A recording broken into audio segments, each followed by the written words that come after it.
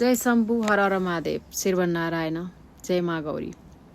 अब नेपालका दर्ता नभएका आश्रम सबै बन्द गरेर एउटा आश्रम चलाएर एउटा ऐतिहासिक आश्रम बनाउने, जहाँ चाहिँ आश्रम जस्तो वातावरण नहोस्, घर जस्तो वातावरण होस्, तर त्यो बिमारीलाई सेवा गर्ने, माया प्रेम गर्ने आश्रमको मात्रै दायित्व हुँदैन। त्यो जसले बिमारी लिएर गएको छ, घरका सदस्य एक सदस्य आएर गर्नै पर्ने कानुन र कागजै बनाएर गराउनुपर्छ।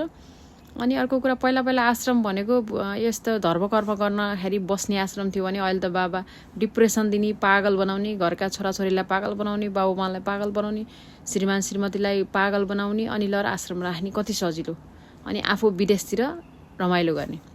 त्यही भएर अब यी आश्रम बन्द गर्नुपर्छ। घरका सदस्य जसले पागल बनाएका छन् तिनीहरू गएर सेवा गरेर ठिक बनाएरै घर ल्याउने वातावरण बनाउनुपर्छ। आमा बाउलाई नि घर ल्याउने, छोराछोरीलाई नि घर ल्याउने, श्रीमान श्रीमतीलाई नि घर ल्याउने। जय होस्।